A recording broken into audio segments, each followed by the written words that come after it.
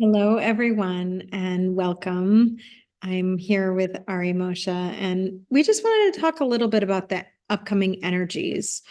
In addition to being in between eclipses, so we had the first, the full moon eclipse, the Libra moon that happened last week. We're moving towards the total solar eclipse on April 8th, which is a very significant astrological event. Probably you've heard tons of people talk about it. But what's more important in this interim time is the way that the Mars function is being activated. And that includes both the transiting planets that are in the sign of Aries, which is ruled by Mars, transiting Mars, which is in the sign of Pisces, currently also with Venus and Saturn and Neptune. And how that really fundamentally is asking us to learn how to use that energy wisely. Mars has to do with will, desire, life force, energy. And when we use that in the direction of life itself, life gets created. And when we suppress that energy, when we deny that energy, when we misdirect it, it's when life is destroyed. And this is such a deep and powerful part of our own healing journey. And this eclipse is happening with Chiron on the North Node, with Sun and Moon together. But it's happening after Mercury stations retrograde in the sign of Aries.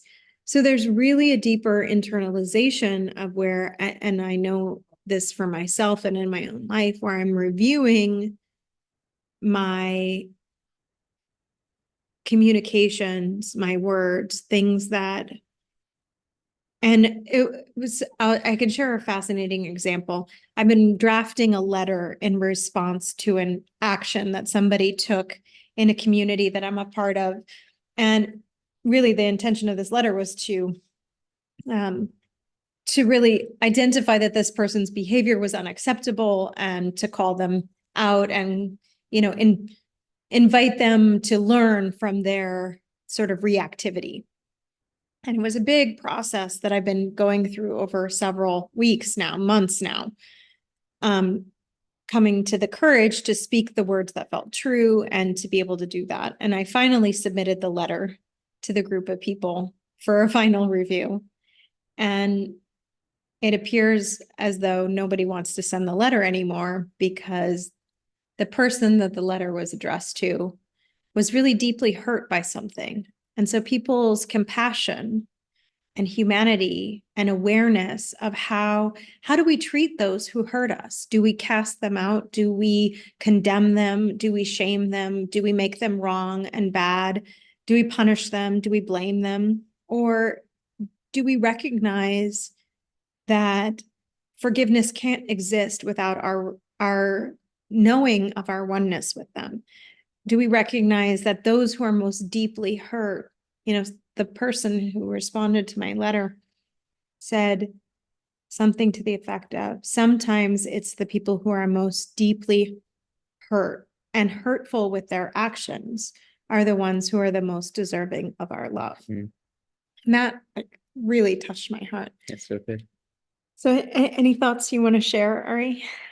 I mean, that reminds me of this one teaching in the course, A Course in Miracles, that says there's really two ways of interpreting all actions, as either love or a call for love. And that's great. It's like such a good ideal. Let's just like be realistic.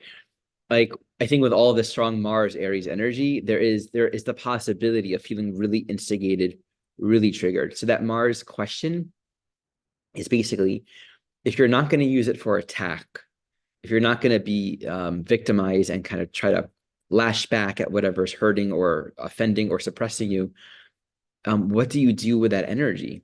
This is sort of like the deeper unraveling and the deeper teaching of all the strong Aries energy right now.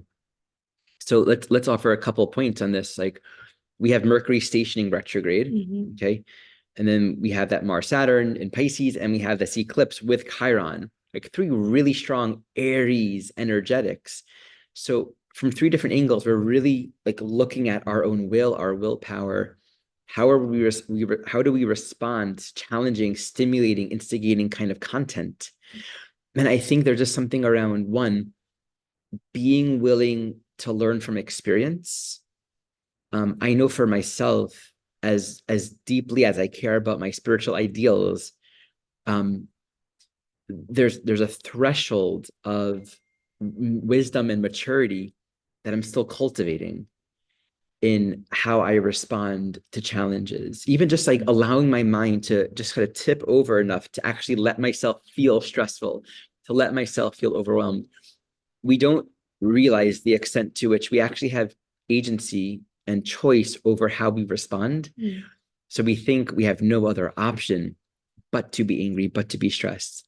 And to some extent, there's just the need to allow ourselves that permission to be a little bit messy. And then it's just like that beautiful point that you're making, like those that are the most harmful with their actions and words are those that are really the most deserving of love.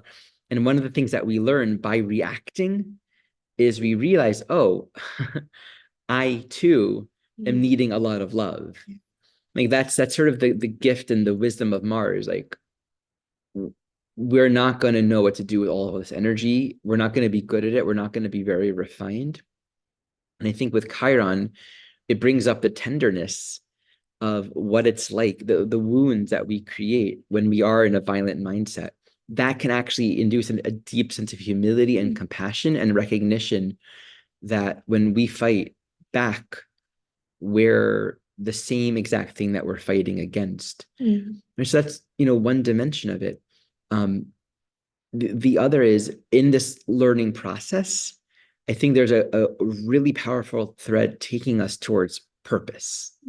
Like a purpose can be like you can think of purpose like Pisces purpose, like your only purpose is love, like meaning of life. But from an Aries point of view, purpose is a much more present moment, individual. What is your path? Right? We have choices to make here. We're confronted with experiences, and they're all like chipping away at our soul from different angles. And from the highest, I had a dream once where I was told, something like the highest interpretation of every experience is to see it as respecting and affirming the fact of your freedom. It's powerful. And I opened up to this teaching today that had something to do with it was a poem I wrote a long time ago. I opened up my poetry book last night, and I was saying something like, how could this moment be wrong? Even if I've made a choice from ego, from hurt, and it's had its own consequences, the fact that I'm here now must be the turning point where healing begins to happen. So there's something with all of these transits and just like the mess of a lot of instigation and new learning, new insight, new experience. Like, how do I respond to this? What do I do with this? Just appreciating that all of it is taking us to this new present moment where whatever just happened, whatever we did, whatever is done to us, however we respond, it always comes back to right now is potentially, if we can allow ourselves to create space for it, the starting point for where healing begins. That's beautiful. It reminds me of a message that I received a while back that said, the ultimate purpose for every relationship is to return you to your source. And, Aries is source. It's the start. It's the seed. It's the initiation of that life force energy. But when we have been operating in our life with that life force energy being inhibited by the past wounds, when you were talking about, I could think of all the times in my life where I've really let my anger drive my expression. And ultimately, at the deepest level, there was a part of me that was fearing the loss of love, that was experiencing some pattern or belief about myself that I was unlovable or going to be hurt, or, in some way, it's that desire for deeper connection to our source that even in relationships where we're most deeply triggered, those triggers are bringing to the surface those unhealed places. And those unhealed places are pointing us back to where we have not remembered how loved we are, and or not remembered who we are, you know. And in those moments, of course, we can respond and react with anger, with hurt, with being wounded. You know, I think of Virgo Pisces as the victim martyr, you know, victim perpetrator axis. And when we're healing that, we come into that relationship where there isn't the polarity of victim or perpetrator is no longer present. You know, we're also a few days before Easter. And in the Christian tradition, many people take pilgrimage. They fast, they pray in the days coming up, leading up to Easter Sunday. And it's a part of a returning to this energy of being reborn, of allowing what in us has been hurt and wounded and destroyed by the suffering of life, which could have been from others or created by ourselves, to be let go of in this time, and to experience, you know, the renewal of our spirit in a way that's what forgiveness is. It's the ultimate returning of ourself to source, and that allows us to let go of past hurts and move into relationship from a healed place. And I think that so much of what we're dealing with the nodes in Aries Libra is the resolution of these energies, right? And Mercury retrograde is an intensification of soul function relative to communication to accelerate the resolution of conflict. We could consider this a period of time where we are accelerating the resolution of conflict so that we can move forward with clarity, you know, and with peace and with purpose. And if we know that our purpose is to love, you know, or we sense that higher meaning, that higher purpose and direction that our soul is calling us to, then we can act from that place, holding that as our, you know, that's the truth of what's happening now, even in the face of, you know, seeming crisis. That's really beautiful. Just on that Easter note, as I understand it, Easter is about the resurrection, correct? So there's a lot of focus on the crucifixion, I notice, but the resurrection is sort of like, in my mind, that the higher teaching. It's about the eternity, you know, the fact of being an eternal being, that death really isn't ultimately real, that we actually aren't truly being harmed by all the pain and persecution. I find it fascinating that there's like a really strong focus on the crucifixion part. It says something about our world. But I just love that, giving a lot of attention to the possibility of starting again, completely refreshed, completely renewed. I had this really neat internal moment yesterday where it was some, you know, questions that I've been holding for a while, that, you know, like one of those deeper soul pieces where I just haven't been able to come into a really strong, clear decisiveness about something.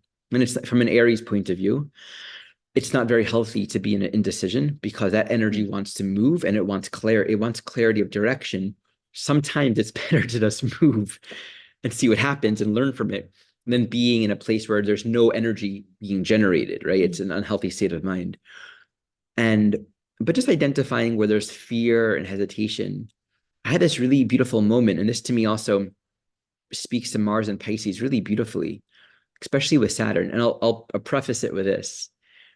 If you're a parent, you know that you know what's best for your child, right? Like, if they gave, in the sense of, right, there's still like the parts of their individual which you're discovering, that you can never know them as deeply as they know themselves from within. But from the point of view of, if you're gonna choose what they're gonna eat, if you're gonna buy the food at the grocery, you're gonna do it. You're not just gonna give them free reign to make those kinds of choices. You know that if they said to you, Daddy, Mommy, make for me what you want me to have for dinner tonight. Right? No problem. No problem. Easy, you know? In enroll me in the daycare that you feel is most appropriate. This morning. Right? And to have the clarity of that. So I had this really beautiful prayer that emerged for me, which is, do for me what I don't know how to do, decide for me what I don't know how to decide. And it feels a little bit different than tell me what to do. What should I decide? And it feels different than this is what I'm going to do. This is what I'm deciding. It's somewhere else in the middle or beyond both of those, where there's like an authentic, humble recognition. I don't even know. I'm not even asking for you to like tell me what to. It's beyond like give me instructions.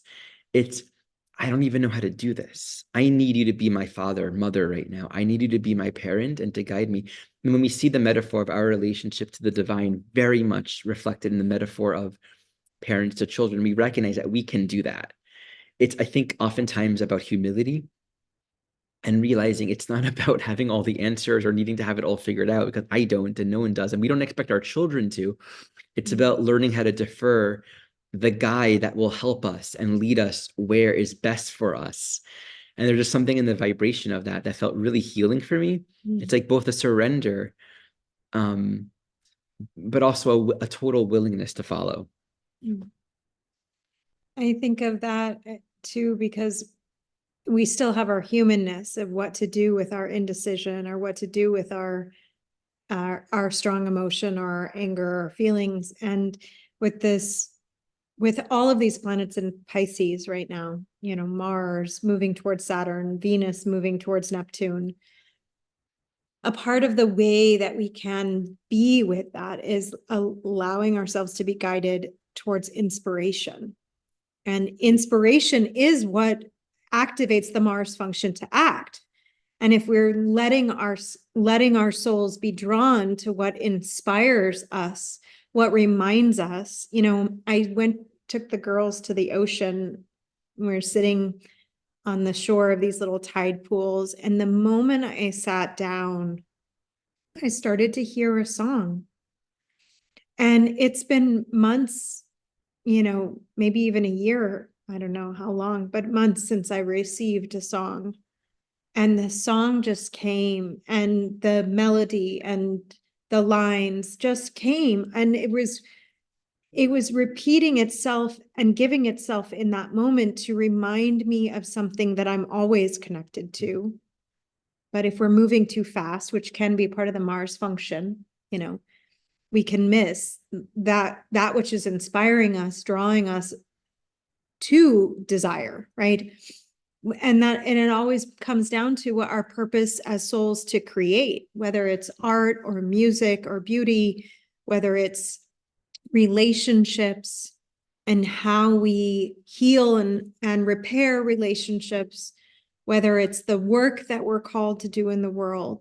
All of these things are activated and reconnecting ourselves to that inspiration. I'm working from the art gallery today, and it's like such a beautiful moment of inspiration to be here with you and to be reconnecting to that as well. Yeah. And for clarity, Mars in Pisces is inspired action. And I think that's like, we're not really looking for right or wrong when our actions are inspired. It's almost, that's the point of it. It's like, this is what we're here for, to be inspired and to actually find ourselves as agents of something much greater than ourselves. And I'll just add one more point to this. With all this strong Aries energy, I think underneath this whole process, we're being led somewhere that we simply haven't been before, right? That's so true. And that's why the inspiration, but also like the willingness to just really meet the questions and the confusion, the content, the triggers in a slightly different way. And I love what you said around Mercury and Aries being like accelerating resolution of conflict. What a beautiful perspective, you know? And at the same time, it's also the acceleration of conflict. Like right. It's Mercury things and breaking down. And really being able to see more of the pieces and actually being more stimulated. realizing, oh, there are more questions to ask here, or there are more things to consider, and actually being pushed a little more into leadership and seeing new options, new choices, because there's a sort of status quo that we need to break out of. Yeah. This is great. Yeah. Thanks so much for joining us, friends. Thank you. Reminder, my training program has begun. I'm keeping it open for another week or so, just for those that are really called to join as we're in the early segments. So we'll post that in the description below. And thank you for watching. Yeah, thank you. If there was something from this video that touched your heart, as always, leave it in the comments. We'd love to hear your voice, and give this video a thumbs up, subscribe to this channel, and we look forward to being with you again soon. Bye for now.